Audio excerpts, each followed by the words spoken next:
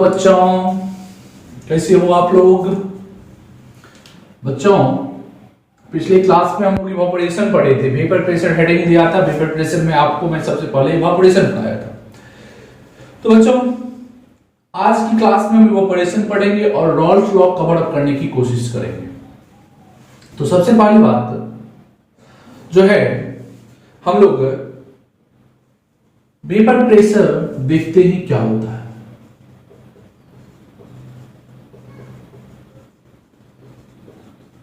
आप लोग से एक निवेदन है कि आप लोग इस लेक्चर से पहले लास्ट लेक्चर का लास्ट 15 मिनट्स जरूर देखिए। यानी पिछले लेक्चर का 15 मिनट, लास्ट 15 मिनट देखो, तब फिर ये देखना स्टार्ट करो तो ज्यादा अच्छा समझ में आएगा, क्योंकि हम वहां पर इवापोरेशन पढ़ा रखा है। तो एक बार फिर से मैं बात कर देता हूं क्या होता है वेपर प्रेशर, जो आपको पिछले लेक्चर में बताया था। एक बार समराइज कर देता हूं। ये कंटेनर है और उस कंटेनर में लिक्विड है भाई।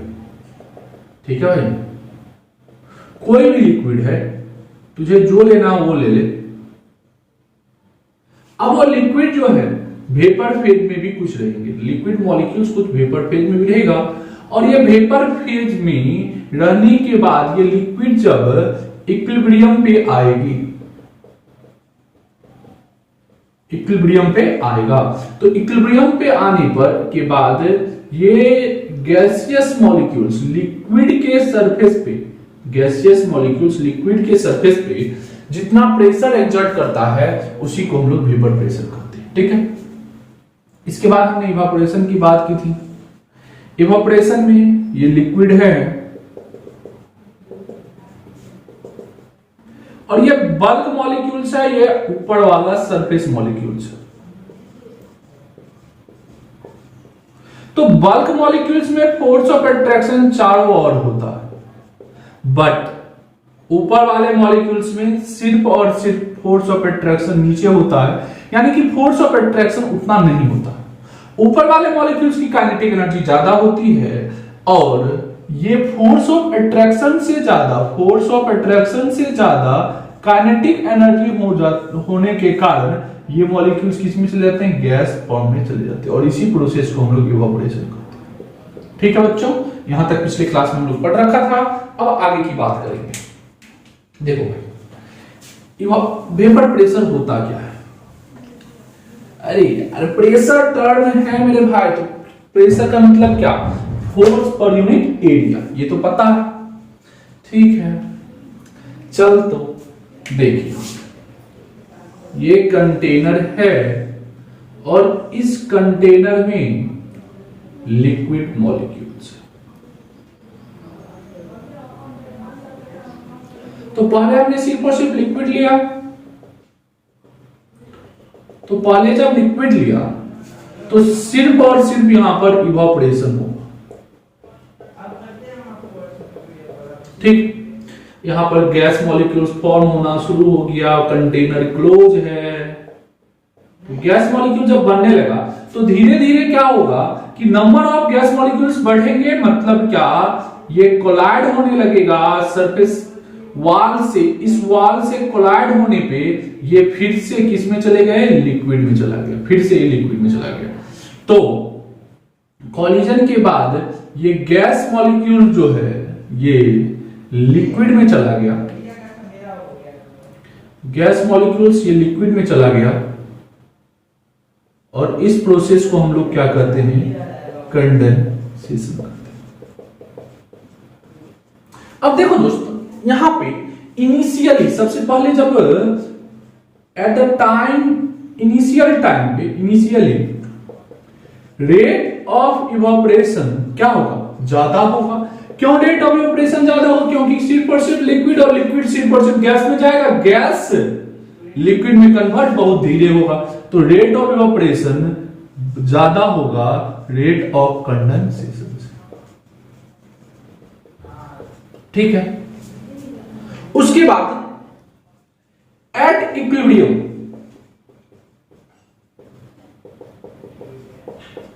कुछ समय के बाद जब गैसियस मॉलिक्यूल्स की भी अमाउंट बढ़ने लगेगी तो गैस भी लिक्विड में कन्वर्ट होना शुरू होने लगेगा और उसे हम कंडेंसेशन कहेंगे और रेट ऑफ कंडेंसेशन बढ़ने लगेगा। तो एक समय ऐसा आएगा, कुछ टाइम बाद ऐसा समय आएगा कि rate of evaporation equal to rate of condensation. तो रेट ऑफ इवापोरेशन और रेट ऑफ कंडेंसेशन जब दोनों बराबर हो जाए तो उसी को हम लोग इक्विलिब्रियम कहते हैं। और इक्विलिब्रियम पे pressure exerted by vapor molecules on the surface of liquid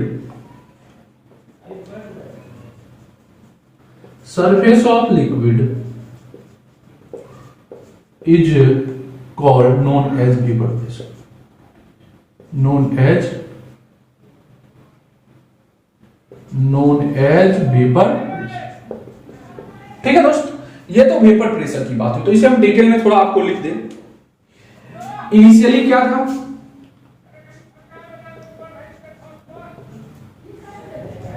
rate of evaporation जाता है रेट ऑफ कंडेंसेशन पे। तो in the close container, in the closed container the vapor molecules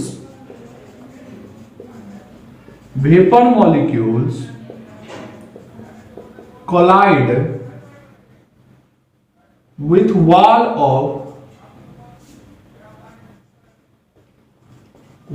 of container and converted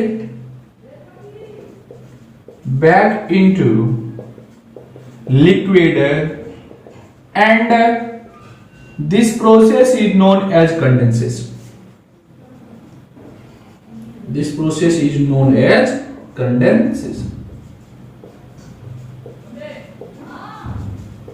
तो ये condensation हो गई। अब उसके बाद कुछ समय बाद at equilibrium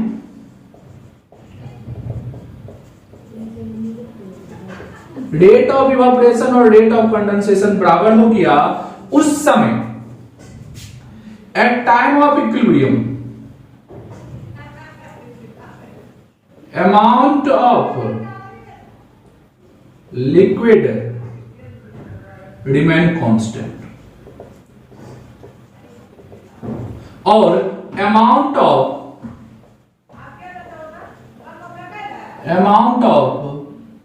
vapor become constant।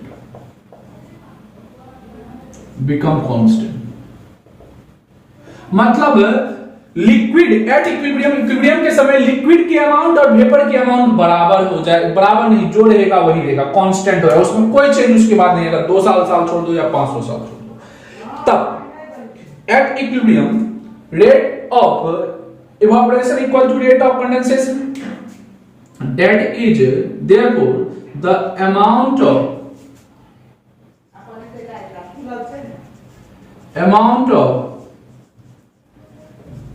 vapor over the liquid surface remain constant।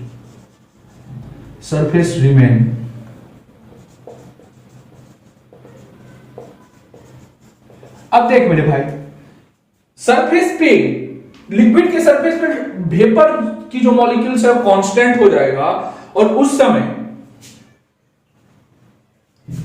At this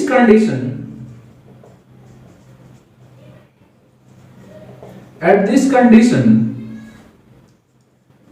pressure exerted by vapor molecules on the surface of liquid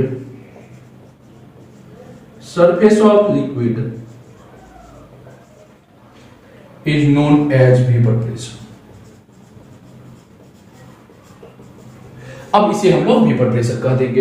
ठीक है, वेपर प्रेशर क्लियर हुआ सबका। वेपर प्रेशर क्या होता है? इनिशियली जो होगा लिक्विड सिर्फ और सिर्फ गैस में जाएगा, जिसे इवापोरेशन कहेंगे। कुछ दिन बाद गैस की कुछ देर बाद गैस की मॉलिक्यूल बढ़ेगी तो gas converted back into liquid, और धीरे धीरे कंडेंसेशन की रेट बढ़ेगी। इवापोरेशन फिक्स रहेगा, एक समय ऐसा आएगा इवापोरेशन और कंडेंसेशन की रेट बराबर हो जाएगी, उसे हम लोग इक्विलिब्रियम कहते हैं। और उस इक्विलिब्रियम पे गैसियस मॉलिक्यूल्स लिक्विड के सरफेस पे जितना प्रेशर लगाता है उसी को हम लोग वेपर प्रेशर कहते हैं। ठीक है, किसी को डाउट नोट कर लीजिए या स्क्रीनशॉट लीजिए, फिर आगे बढ़ते हैं।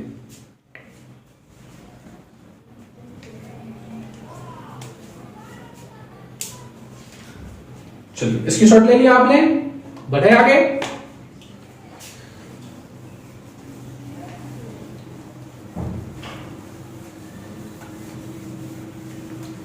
एक चीज हमने पढ़ा था, इवापोरेशन जो सरफेस ना, खाली सरफेस से मतलब रखेगा, कैसा सरफेस है। यदि बड़ा सरफेस है तो इवापोरेशन ज्यादा होगा, छोटा सरफेस है तो कम होगा। बट वेपर प्रेशर में ऐसा कुछ नहीं है। वेपर प्रेशर में ऐसा कुछ होगा नहीं, सरफेस फिनोमेना नहीं है। तो लिख लेंगे vapour pressure is not a surface phenomena.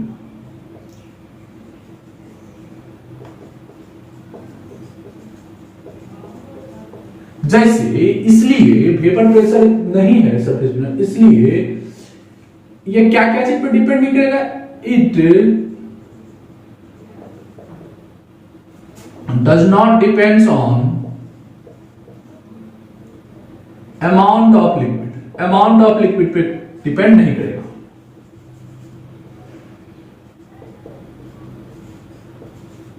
Amount of liquid पे डिपेंड नहीं करेगा। और किस पे डिपेंड नहीं करेगा?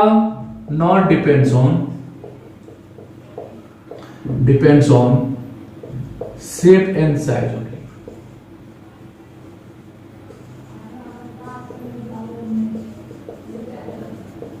जैसे देखो ना, यदि कोई लिक्विड का एक कंटेनर में 5 लीटर ले लो और दूसरे कंटेनर में उसी लिक्विड को 10 लीटर ले लो, तो दोनों में वेपर प्रेशर सेम रहेगा।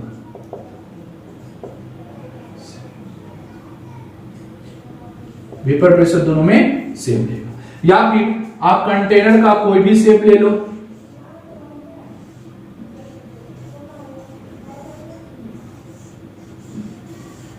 कोई भी शेप ले लो, सबका vapour pressure are equal in all container. हर कंटेनर में वेपर प्रेशर सेम रहेगा। क्यों? क्योंकि एक ही जब इक्विलिब्रियम पे आएगी, जब कोई भी किसी भी सब्सटेंस कोई भी चीज है, कुछ सेम लिक्विड रहे, वो इक्विलिब्रियम पे यदि आएगी, सेम टेम्परेचर रहे और इक्विलिब्रियम पे यदि आएगी तो उसका वेपर प्रेशर सेम रहता है। क्यों? क्योंकि इक्विलिब्रियम अमाउंट ऑफ सब्सटेंस या शेप और साइज पे डिपेंड नहीं करता है, वो सिर्फ टेम्परेचर पे डिपेंड करता है। ठीक है, तो ये हो गई। अब दूसरी बात, ये तो जिस पे डिपेंड नहीं करता, किस पे डिपेंड करता है ये देखते हैं। नोट कीजिए फटाफट या स्क्रीनशॉट लीजिए, फिर आगे बढ़ते हैं। देखो अब किस पे, कौन से फैक्टर पे डिपेंड करता है ये भी देखना है। तो किस फैक्टर पे डिपेंड करता है देखने के लिए तो लिखेंगे, हेडिंग ले लेंगे, प्यारा सा हेडिंग लीजिएगा, फैक्टर अफेक्टिंग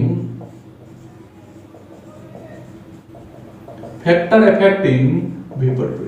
कौन सा फैक्टर वेपर प्रेशर को इफेक्ट करेगा, है ना।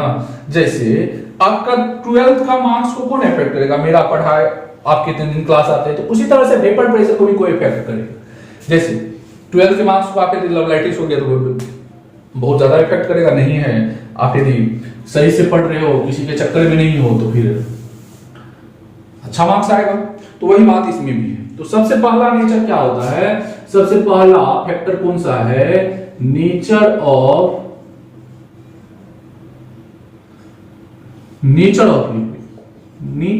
लिक्विड। लिक्विड क्या नेचर है? लिक्विड का नेचर, यदि लिक्विड अलग अलग है तो उसका वेपर प्रेशर अलग अलग होगा।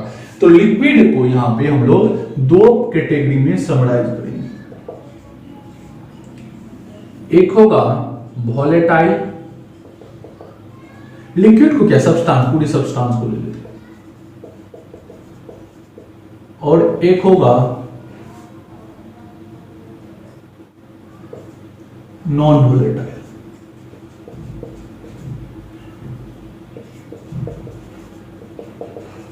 मतलब वोलेटाइल मतलब जिसका वेपर प्रेशर ज्यादा हो, यानी कि जो जल्दी से जल्दी लिक्विड में, गैस में कन्वर्ट होना चाहे। तो गैस में कौन ज्यादा जल्दी कन्वर्ट होगा, जिसका बॉन्ड कमजोर होगा। यदि बॉन्ड कमजोर है तो वो जल्द से जल्द गैसियस फॉर्म में जाएगा। यदि फोर्स ऑफ अट्रैक्शन ज्यादा है तो वो गैस मॉलिक्यूल, गैस फेज में उतना जल्दी नहीं जाएगा। तो जो जितना जल्दी गैस फेज में जाएगा वो उतना ज्यादा वोलेटाइल होगा, और जो जितना लेट गैस फेज में जाएगा वो उतना कम, उतना लेस वोलेटाइल या नॉन वोलेटाइल होगा। ठीक, तो देखो दोस्तों, हम लोग इसकी बात कर लेते हैं थोड़ा सा। तो सबसे पहले बात करते हैं वोलेटाइल मतलब क्या होता है, वीक फोर्स ऑफ अट्रैक्शन। इसमें ये ऐसे मॉलिक्यूल्स के फोर्स ऑफ अट्रैक्शन क्या नहीं होंगे, वीक होंगे, वीक फोर्स ऑफ अट्रैक्शन। और इसका क्या होगा, strong force of attraction, strong force of attraction. देखो दोस्तों, दूसरी बात, यदि वीक है तो इसका वेपर प्रेशर ज्यादा होगा। क्यों ज्यादा होगा, ये जल्दी से जल्दी गैस में कन्वर्ट होना चाहेगा, और इसकी वेपर प्रेशर लो होगी। ठीक है, सेम टेम्परेचर पे। तीसरा, इसकी बॉइलिंग पॉइंट लो होगी, लो बॉइलिंग पॉइंट, इसकी बॉइलिंग पॉइंट हाई होगी, हाई बॉइलिंग पॉइंट। उसके बाद ये गैस में कन्वर्ट, इवापोरेट होना जल्दी तेजी से चाहेगा और ये इवापोरेट होना नहीं चाहेगा, यानी कि tendency higher tendency to evaporate, higher tendency to evaporate. और इसकी इवापोरेशन की रेट क्या होगी, स्लो होगी, यानी less tendency to evaporate,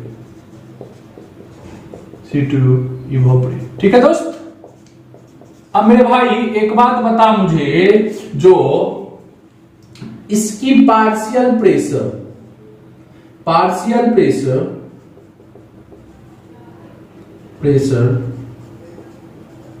zero नहीं होगा, इसकी पार्शियल प्रेशर जीरो नहीं होगा, इसका पार्शियल प्रेशर जीरो नहीं होगा, और उसका partial pressure is nearly zero.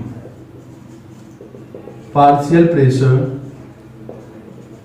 Is nearly और इक्वल टू जीरो, और इक्वल टू जीरो। ठीक है, जैसे यहां क्वेश्चन में आपको जनरली इस चैप्टर के क्वेश्चन में कौन कौन से मॉलिक्यूल्स लिया गया है, और कौन मॉलिक्यूल्स को वोलेटाइल कहा गया है, कौन मॉलिक्यूल्स को नॉन वोलेटाइल कहा गया। तो वोलेटाइल में आपको कहा गया है वाटर, इथानॉल, मिथानॉल, यानी जो लिक्विड फॉर्म में है, इथानॉल, मिथानॉल, बेंजीन, टॉलिन, और इसमें आपको सबसे कॉमनली यूज किया जाएगा यूरिया। दूसरा शुगर, तीसरा सुक्रोज, ग्लूकोज, शुगर नहीं, ग्लूकोज एंड सुक्रोज, ग्लूकोज और सुक्रोज यानी शुगर। यूरिया का फार्मूला क्या होता है, NH2CONH2, ग्लूकोज का C6H12O6 और सुक्रोज का C12H22O11। इसका मोलर मास कितना होता है, 60 ग्राम पर मोल। इसका मोलर मास कितना होता है, 180 ग्राम पर मोल। ये सब जनरली याद रखिएगा तो आपको ज्यादा क्वेश्चन बनाने में आसानी होगा। और इसका कितना होता है, 342 ग्राम पर मोल। ठीक है दोस्त, ये थी नेचर ऑफ सब्सटेंस। तो यानी कि यदि वोलेटाइल होगी तो उसकी वेपर प्रेशर ज्यादा, और वोलेटाइल नहीं है तो वेपर प्रेशर कम। यानी कि यदि वेपर प्रेशर इनवर्सली प्रोपोर्शनल किसका हो गया? फोर्स ऑफ अट्रैक्शन का।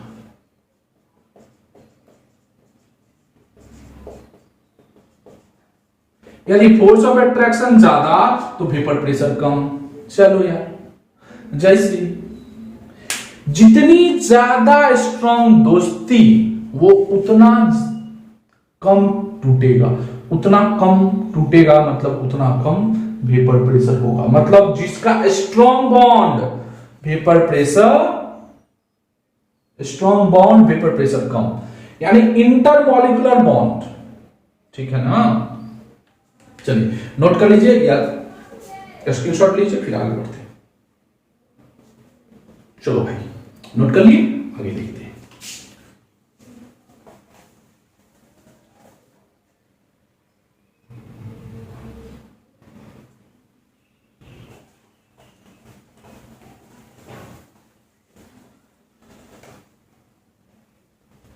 अब देखो दोस्तों, नेक्स्ट टाइप आएगा आपका, कुछ क्वेश्चन करेंगे। जैसे यहां पे वेपर प्रेशर मुझे निकालना है H2O और C2H5OH का। तो इसमें जो होते हैं एक मॉलिक्यूल्स, दोनों हाइड्रोजन बॉन्डिंग है, एक मॉलिक्यूल 4 हाइड्रोजन बॉन्ड बनाता है, और इसमें एक मॉलिक्यूल्स कितने हाइड्रोजन बॉन्ड बनाते हैं? एक हाइड्रोजन बॉन्ड बनाता है। तो बताओ कौन ज्यादा फोर्स ऑफ अट्रैक्शन है? किसमें ज्यादा फोर्स ऑफ अट्रैक्शन? इसमें ज्यादा फोर्स ऑफ अट्रैक्शन। तो इसमें ज्यादा फोर्स ऑफ अट्रैक्शन, तो वेपर प्रेशर कम, यानी वेपर प्रेशर इसकी ज्यादा होगी। या फिर हमने लिया H2O और C6H14 हेक्सेन, तो इसमें क्या होता है? इंटरमॉलिक्यूलर कौन सा फोर्स अट्रैक्शन होता है? हाइड्रोजन बॉन्डिंग होती है। और इसमें क्या होता है? Weak van der Waals force of attraction.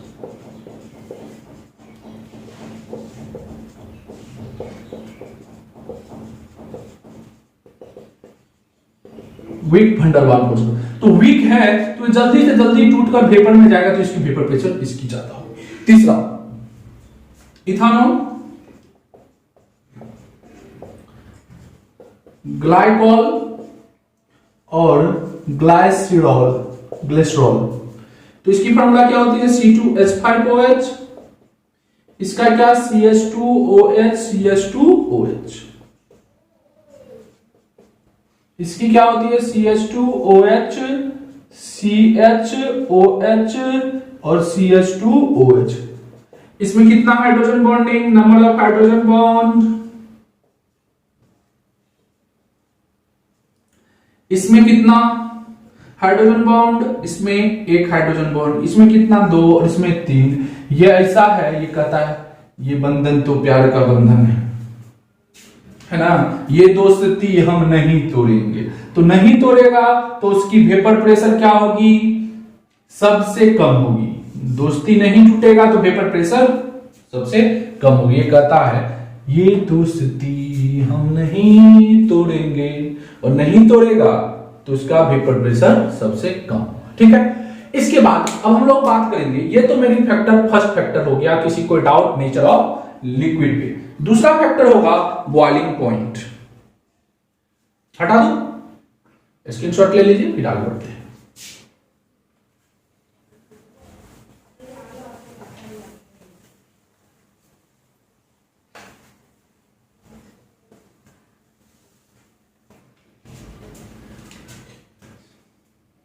चलो दोस्तों, अब boiling point, second factor boiling point मेरा बहुत अच्छा सा है, बहुत छोटा, इसमें तो कुछ पढ़ना ही नहीं। बॉइलिंग पॉइंट, बॉइलिंग पॉइंट ज्यादा जिसका होगा उसका वेपर प्रेशर कम होगा, यानी बॉइलिंग पॉइंट ज्यादा तो वेपर प्रेशर कम, बॉइलिंग पॉइंट बढ़ेगा तो वेपर प्रेशर घटेगा। ठीक है, चलिए नेक्स्ट एक क्वेश्चन कर लेते हैं। क्वेश्चन क्या छोड़ो, थर्ड टेम्परेचर, हम लोग सबसे स्लो चल रहे हैं। टेम्परेचर की बात देखने के लिए हम लोग इक्विलिब्रियम केस में है, तो इक्विलिब्रियम से ही टेम्परेचर देखेंगे। इक्विलिब्रियम में टेम्परेचर किस प्रोसेस से देखते थे? ली चैटेरियर प्रिंसिपल। तो अकॉर्डिंग टू ली चैटेरियर साहब, ली चैटेरियर ने क्या बोला था?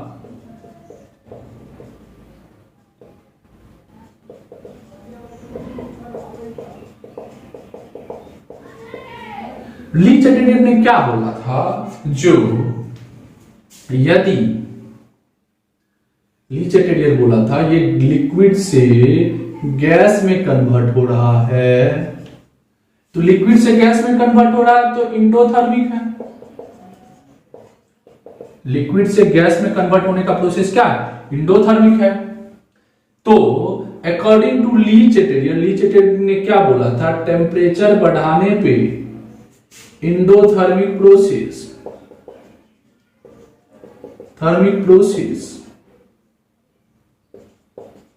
क्या करता था? फेवर्ड करता था। यानी कि टेम्परेचर बढ़ाओ तो लिक्विड ज्यादा से ज्यादा गैस में जाएगा, और ज्यादा से ज्यादा गैस में जाएगा तो प्रेशर भी क्या करेगा? ज्यादा से ज्यादा बढ़ाएगा। मतलब जब टेम्परेचर बढ़ाओगे तो वेपर प्रेशर ऑफ लिक्विड भी बढ़ेगा। ठीक है, अब देखो प्रेशर की बात थोड़ा सा यहीं पर कर लेते हैं। यदि प्रेशर बढ़ाओगे तो अपना प्रेशर डिस्टर्ब हो गया इक्विलिब्रियम में। यदि प्रेशर बढ़ा दिए तो क्या चाहिए ना? प्रेशर घटा दो। प्रेशर घटाने के लिए क्या आएगा? बैकवर्ड आएगा। और प्रेशर घटा दिए तो प्रेशर बढ़ाना चाहेगा, गैस के फॉर्म में ज्यादा कर जाना चाहेगा, मतलब फॉरवर्ड आएगा। ठीक है, किसी को तकलीफ है? आगे बढ़े। अब देखेंगे इसके बाद, ये तो टेम्परेचर के हिसाब से थी। अब हम लोग थर्मोडायनेमिक्स में भी पढ़े हैं किसके बीच इक्विलिब्रियम, किसके बीच पढ़े हैं? इक्विलिब्रियम कांस्टेंट और टेम्परेचर के बीच रिलेशन। वही बात यहां भी करते हैं, है ना? Same case. चलिए फटाफट हम लोग करेंगे। तो देखो दोस्तों, according to thermodynamics,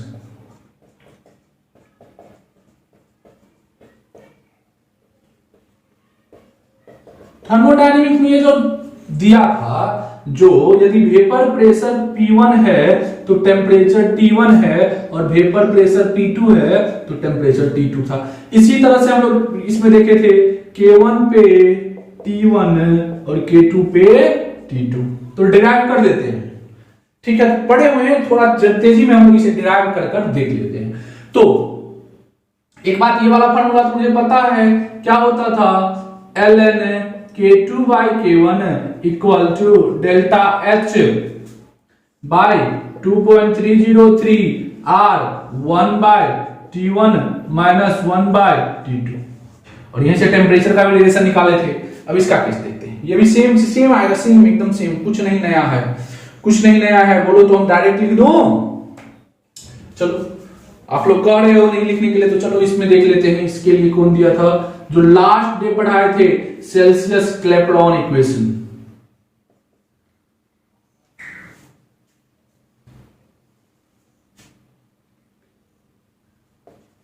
Clapeyron equation देखे थे। इसमें सेल्सियस क्लैपेरॉन इक्वेशन में देखे थे हम लोग कि ये गैस है और ये लिक्विड में जा रहा है। सॉरी, लिक्विड है, ये गैस में जा रहा है, तो इसकी डेल्टा भी क्या होगी? यानी V ऑफ गैस। और V ऑफ गैस 1 मोल के लिए क्या लिख सकते हैं? RT by P। किसके लिए? फॉर 1 मोल। ठीक है, ये वेपर प्रेशर है, ये दोनों मेरा क्या है? Vapour pressure. अब देखो दोस्तों, एक बात बताओ, यहां पे जो हम लोग पहले भी पढ़ रखा है, नया चीज कुछ नहीं है, पहले ही पढ़ रखा है, जो delta G equal to delta H minus T delta S, और ये एट इक्विलिब्रियम ये 0 equal to delta H minus T delta S at equilibrium. और यहां से हम लोग ये भी देख चुके हैं कि delta S equal to delta H by T, देख चुके हैं। देखे या नहीं देखे हैं? हाँ सब देख चुके हैं। तो delta S equal to delta H by T देखे हुए हैं। तो यार एक बात बताओ, एक चीज और देखे थे, जो delta G equal to delta E plus PDV plus V D P plus S D T plus D T S minus minus ये माइनस है ना, ये वाला माइनस हो गई यहाँ, ठीक है। और डेल्टा एच को ऐसे लिख सकते हैं। अब एक बात बताओ, delta G equal to delta E plus P T भी क्या लिख सकते हैं, UP heat at constant pressure, और एस डी टी को भी क्या लिख सकते हैं, हीट। अब देखो दोनों हीट, ये भी कैंसिल आउट और ये भी माइनस है, एक माइनस है, तो डेल्टा एच इक्वल टू बचा क्या अपन का, delta G equal to, delta G तो जीरो है तो लिख लेते हैं डेल्टा जी इक्वल टू भी D P minus T D S, और ये आपका हो गया जीरो एट इक्विलिब्रियम, तो भी T P equal to T D S. अब देखो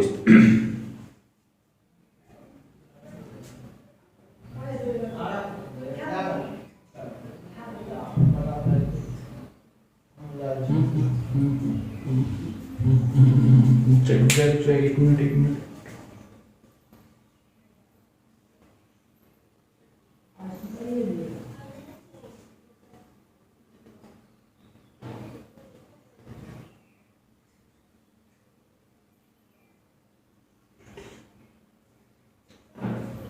Q equal to T D S होगा ना,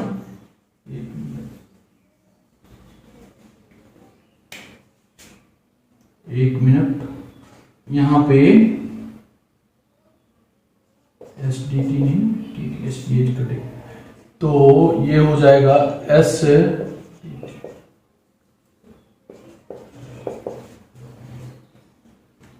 अब देखो दोस्तों एक बात बताओ, ये क्या हो जाएगा, dp by dt equal to delta s by delta v। अब एक बात बताओ, यहां पे डेल्टा s को क्या लिख सकते हो, डेल्टा s को ये लिख सकते हो यहां पे, तो ये होगा dp by dt equal to delta s को क्या, delta h by delta v t। अब डेल्टा v को क्या लिख सकते हो, dp by dt equal to क्या लिख सकते हो जी, delta h by R T T T into T T square, है ना, और ऊपर जी इसे यहां ले जाओगे तो अब देखो यहां तक नोट कर लीजिए, फिर आगे बढ़ते हैं, ठीक है। इसे हटाते हैं,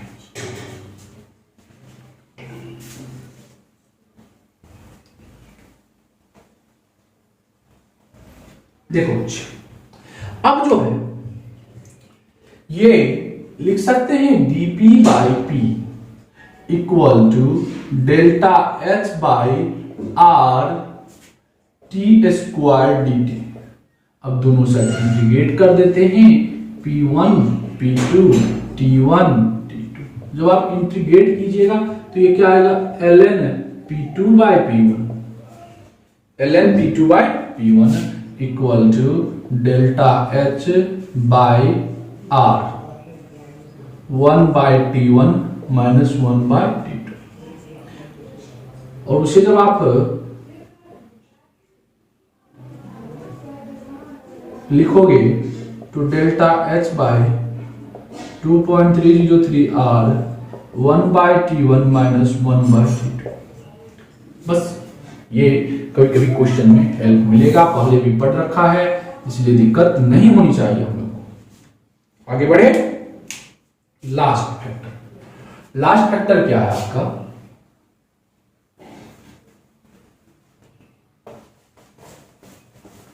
लास्ट फैक्टर है आपका यहां पे प्योरिटी ऑफ लिक्विड। यदि लिक्विड प्योर रहेगा तो उसकी वेपर प्रेशर सबसे ज्यादा होगी। अब देखो दोस्त, यहां पे हम लोग ने देख लिया ln p2 by p1 equal to delta h by r 1 by T1 minus 1/T2। अब देखो दोस्तों यहां पे वेपर प्रेशर और टेम्परेचर के बीच यदि रिलेशन देखोगे तो वेपर प्रेशर बढ़ता है, टेम्परेचर बढ़ता है, तो एक्सपोनेंशियल बढ़ता है, ज्यादा नहीं है। उसके बाद दूसरी बात ये, यदि हम लोग एक ग्राफ और बनाए LNP और 1/T के बीच, तो LNP और 1/T के बीच जब आप ग्राफ बनाइएगा तो इंडोथर्मिक प्रोसेस के लिए ग्राफ कैसा बनता है, ऐसा बनता है।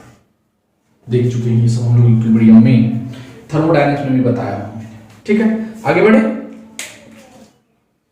चलिए नोट कर लीजिए।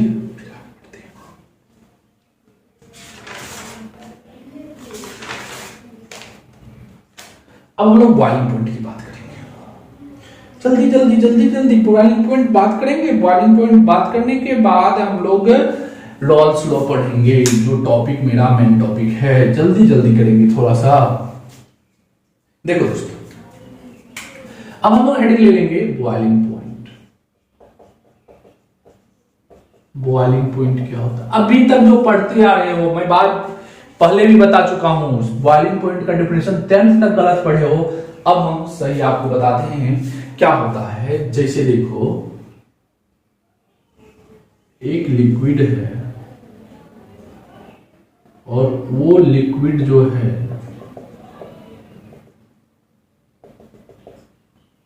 हीट कर रहे हैं, हीट कर रहे हैं, तो हीट करने पे कुछ टाइम बाद क्या होगा, vapour pressure of liquid,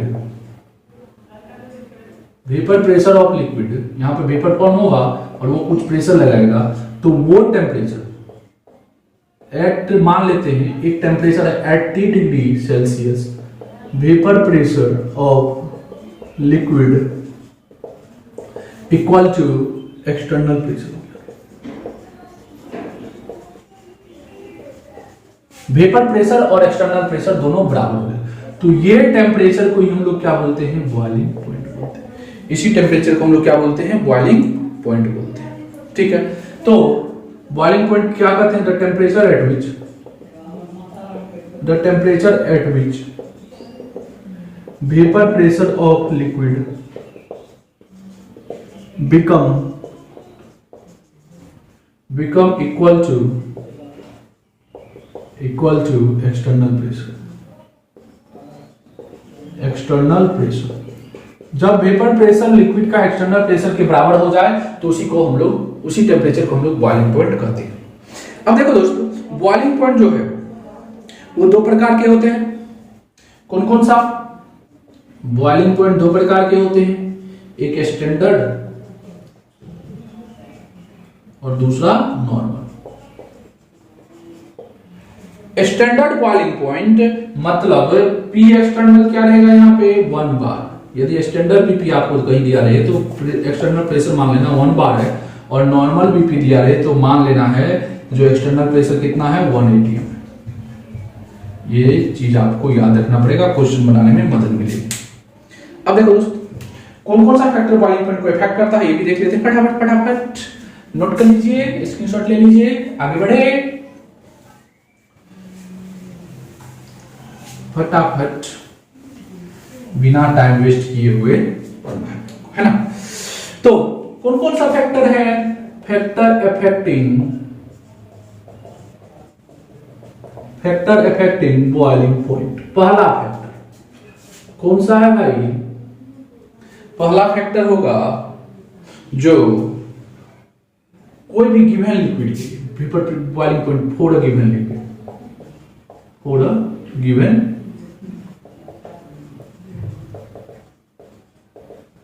boiling point is direct inversely proportional to vapour pressure. यानी वेपर प्रेशर यदि ज्यादा तो बॉइलिंग पॉइंट कम। अब देखो, जैसे इसके लिए एक चीज देखते हैं, जो एक कंटेनर है, ठीक है, इसमें भी एक लिक्विड है, लिक्विड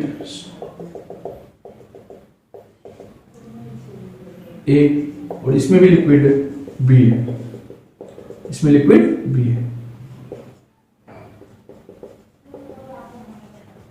लिक्विड बी है ना। अब यहां पर एक्सटर्नल प्रेशर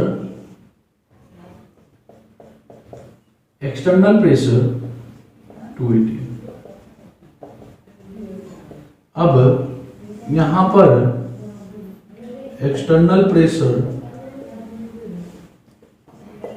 280 में, इसका वेपर प्रेशर 0.2 atm है और इसका वेपर प्रेशर 0.8 atm है। तो देखने को मिलेगा जो ये इसकी वेपर प्रेशर कम है और इसे 2 atm पे ले जाना है तो हम लोग को ज्यादा टेम्परेचर तक हीट करना पड़ेगा, और ज्यादा टेम्परेचर पे हीट करना पड़ा, मान लेते हैं इसकी बॉइलिंग पॉइंट कितनी आ गई, ज्यादा आएगा, इसकी बॉइलिंग पॉइंट कितना आ गया 80 डिग्री से। इसकी तो वेपर प्रेशर ज्यादा है तो वेपर प्रेशर कम है और पी एक्सटर्नल 2 atm तक ही ले जाना है तो कम हीट करना पड़ेगा, तो बॉइलिंग पॉइंट क्या हो गई। तो यहां देख रहे हैं कि वेपर प्रेशर बढ़ रहा है तो बॉइलिंग पॉइंट घट रहा है। ठीक है, आगे बढ़े, नोट कीजिए फटाफट। यदि लेस बीट बॉइलिंग पॉइंट है मतलब ये वोलेटाइल है, और हाई बॉइलिंग पॉइंट है तो लेस वोलेटाइल है, लेस वोलेटाइल है। ठीक है, किसी कोई तकलीफ है? चलिए, अब यदि एक्सटर्नल प्रेशर बढ़ाओगे बॉइलिंग पॉइंट बढ़ेगा। सेकेंड फैक्टर, एक्सटर्नल प्रेशर बढ़ाओगे तो बॉइलिंग पॉइंट बढ़ेगा। ठीक है, एक्सटर्नल प्रेशर बढ़ रहा है, बॉइलिंग पॉइंट बढ़ रहा है, और बढ़ाओ, जितना बढ़ाओ बॉइलिंग पॉइंट बढ़। तीसरा, at boiling point kinetic energy of liquid equal to kinetic energy of gas. Gas और लिक्विड दोनों की काइनेटिक एनर्जी क्या हो जाती है, सेम हो जाती है। नोट कीजिए फटाफट या स्क्रीनशॉट लीजिए, फिर आगे बढ़ेंगे।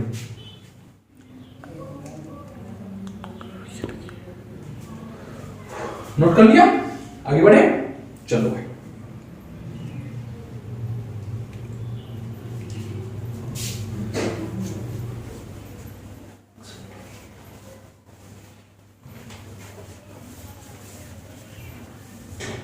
अब देखो यहां पे एक कंटेनर है और इस कंटेनर में लिक्विड ए है।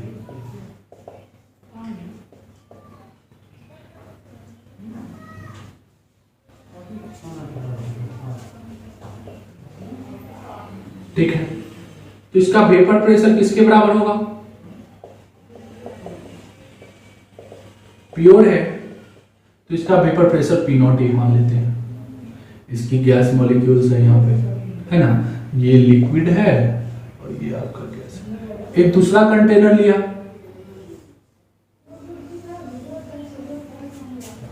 और इस कंटेनर में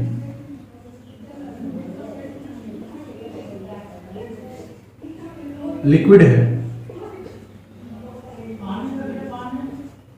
और ये गैस मॉलिक्यूल्स है, तो इसमें लिक्विड बी है, लिक्विड बी है, तो vapour pressure of liquid equal to P0 बोलो, या फिर प्योर लिक्विड है तो प्योर P0 है। अब दोनों को मिक्स करते हैं, मिला दिया हमने, है ना, मिलाया तो इसमें क्या होगा,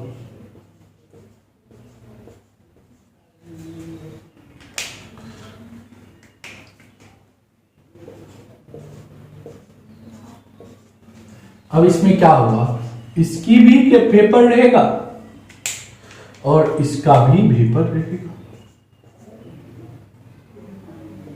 है ना, दोनों की वेपर रहेगी। अब इसका वेपर प्रेशर तो इसके बराबर नहीं होगा क्योंकि प्योर नहीं है, दोनों है तो दोनों वेपर फेज में है, तो इसके वेपर, इसे हम लोग बोलेंगे पार्शियल प्रेशर ऑफ ए और इसे बोलेंगे पार्शियल प्रेशर ऑफ बी। ठीक है, अब दोनों लिक्विड है, दोनों की कितना होगा, partial pressure of A partial pressure of B. अब देखो तो हम लोग पढ़े टोटल प्रेशर किसके बराबर, partial pressure of A plus partial pressure of B. ठीक है, तो यहीं पर रॉल्स ने बोला जो partial pressure of liquid is directly proportional to mole fraction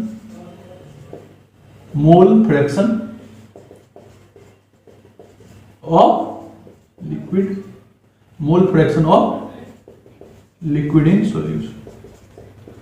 solution में जिसका मोल फ्रैक्शन ज्यादा उसकी पार्शियल प्रेशर ज्यादा। तो देखो यहां पर partial pressure of A equal directly proportional to mole fraction of A and partial pressure of B directly proportional to mole fraction of B. ठीक है, तो यहां पे एक कांस्टेंट आएगा। अब कांस्टेंट निकालोगे कैसे, मान लेते हैं यहां पे हम लोग ने कांस्टेंट लिया A1 की, ठीक है, अब निकालते हैं। लेट प्योर लिक्विड ले लिया, लेट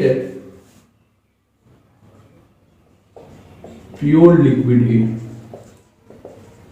ए एक प्योर लिक्विड ले लिया। ठीक है, तो पी ए इक्वल टू के और मोल फ्रैक्शन कितना हो गया 1, और पी ए किसके बराबर, पी नॉट ए के बराबर होगा, क्योंकि पार्शियल प्रेशर प्योर लिक्विड का क्या होता है, पी नॉट ए के बराबर होता है। तो यानी मेरा कांस्टेंट का वैल्यू क्या आएगा, पी नॉट ए यानी प्योर लिक्विड। तो यहां पर हम इसे लिख सकते हैं P naught A X A और P B equal to P naught B X B. ठीक है, किसी को डाउट है, तकलीफ है? रॉल्स लॉ क्या बोला था, यही है मेरा रॉल्स लॉ। रॉल्स लॉ क्या बोला था, जब कोई दो लिक्विड को मिलाया जाए और दोनों लिक्विड का पार्शियल प्रेशर किसके बराबर होगा, directly proportional to mole pressure, जिसका मोल प्रेशर ज्यादा उसका पार्शियल प्रेशर ज्यादा।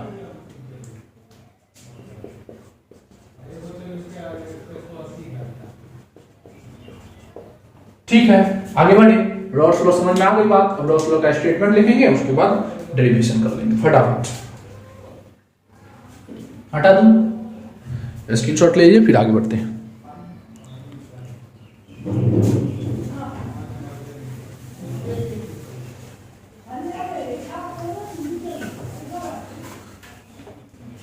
Rawls law,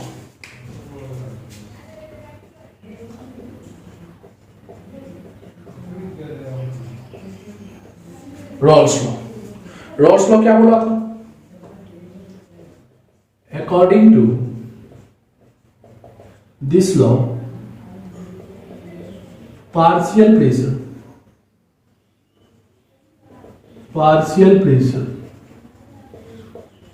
of a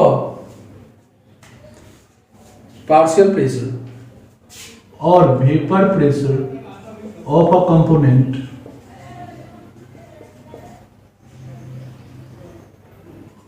vapor pressure of a component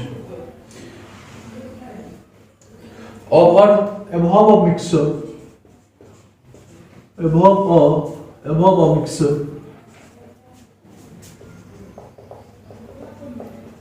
is directly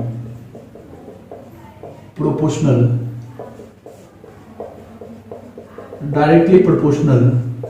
to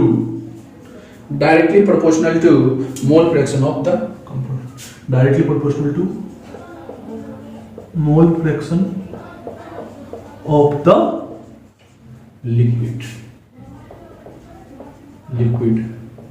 in solution। तो देखो दोस्तों, यहां पर PA is directly proportional to mole fraction of A and PB is directly proportional to mole fraction of B। तो इसे हम लोग लिख सकते हैं PA equal to P naught A जा A और PB equal to P naught B जा B। तो एक बात बताओ, हम लोग PT total pressure of liquid देखना चाहिए। इसमें दो कंपोनेंट हैं A और B, तो total pressure of liquid, total vapour pressure क्या लिखोगे, partial pressure of A plus partial pressure of B, यानी कि PT equal to PA plus PB। PT equal to क्या होगा, PA क्या लिख सकते हो, P naught A XA plus P naught B XB, है ना। अब देखो दोस्तों, एक बात बताओ यहाँ पे मुझे, जो हम लोग जानते हैं मोल फ्रैक्शन का सम करोगे तो कितने बराबर आएंगे, 1 आएंगे। तो x इक्वल टू क्या लिख दो, 1 माइनस, लिख सकता है, लिख सकते हैं ना। तो देखो PT इक्वल टू क्या हो जाएगा, P naught A 1 minus XA या जाए A plus P naught B XB। तो PT इक्वल टू क्या लिखोगे, P naught A minus P naught A, यहां पे B होगा XB plus P naught B XB। अब देखो दोस्त, PT इक्वल टू क्या हो जाएगा, P naught A plus common ले लो XB को, कॉमन ले लो XB into P naught A minus P naught B। ठीक है, तो ये है मेरा टोटल प्रेशर का फॉर्मूला एक है।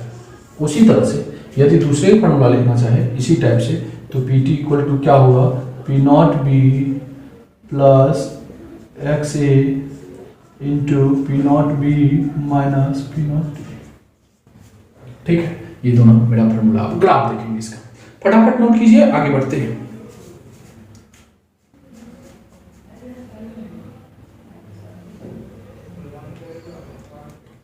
फटाफट फटाफट फटाफट आगे बढ़े।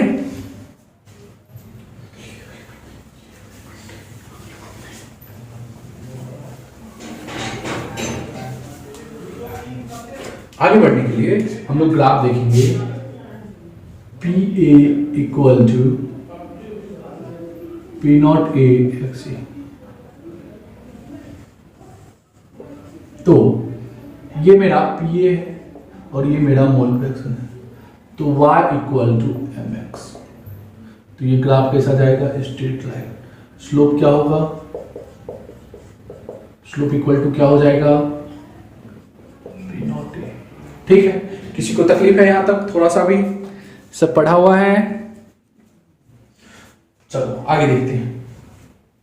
अब हम लोग 2-3 चीज देखेंगे। PA इक्वल टू क्या देखे हैं, P नॉट A XA, और PB इक्वल टू क्या देखे हैं, P नॉट B XB, और PT इक्वल टू क्या देखे हैं, PT इक्वल टू हम लोग ने देखा P naught A plus XB into P naught B into P naught A minus P naught B। ये देखिए, अब दोनों ग्राफ साथ में बनाते हैं।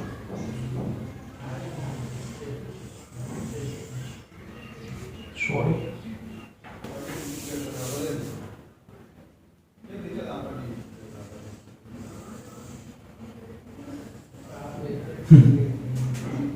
ये मेरा वेपर प्रेशर, ये प्रेशर की लाइन है, ये पार्शियल प्रेशर की लाइन है ना। कोई दिक्कत, यानी वेपर प्रेशर लिख दो और ये भी वेपर प्रेशर है। यहां पे मोल फ्रैक्शन ऑफ A क्या लेंगे, 1, तो मोल फ्रैक्शन ऑफ B क्या होगा, 0। और यहां पे mole fraction of B A 0, तो mole fraction of B equal to 1। ठीक, अब देखो ग्राफ बनाते हैं। तो जब सिर्फ और सिर्फ लिक्विड A प्योर लेगा, तो लिक्विड A प्योर रहने पे क्या होगा, इसकी अमाउंट पार्शियल प्रेशर यहां है, और जब लिक्विड B प्योर है तो ये प्योर लिक्विड का प्रेशर P नॉट A, और ये हो गया आपका P नॉट B, ये वाला। ठीक, तो दोस्त एक बात बताओ मुझे अब यहाँ पे, जो ये तो सॉल्यूशन है, तो सॉल्यूशन के लिए कैसा ग्राफ बनेगा, ओरिजिन से स्ट्रेट लाइन जाता है यहां तक है, और ये कैसा बनेगा, मतलब एक चीज देखने को मिल रहा है यहाँ पे, जो पार्ट किसकी प्योर की ज्यादा है, इसकी ज्यादा है, मतलब B इज मोर वॉलेटाइल। क्यों? क्योंकि इसकी देख रहे हो प्योर की ज्यादा है। ठीक है, अब देखो भाई एक बात बताओ, ये किसके लिए हो गया, ये हो गया आपको, ये किसके लिए हो गया, ये हो गया आपका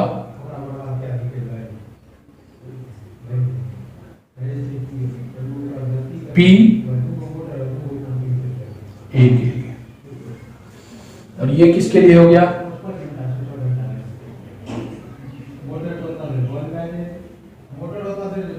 ये PB के लिए हुआ, और ये PA के लिए हुआ। ये PB के लिए हुआ, तो PB के लिए हम लोग क्या पढ़े हैं, P0B XB, और PA के लिए क्या है, P0A XA। ठीक है, अब टोटल ग्राफ देखते हैं, पूरा ग्राफ देखते हैं। तो P टोटल क्या होगा, अब इसके लिए देख लो, इसके हिसाब से देखते हैं। तो ये आपका हो गया y equal to mx plus c क्या होगा, ये तो ये ग्राफ आएगा आपका ये ठीक है। आज की क्लास यहीं पे समाप्त करेंगे, अगली क्लास में फिर से एक बार इसे समझाऊंगा, फिर आगे बढ़ेंगे। तब तक के लिए बाय बाय।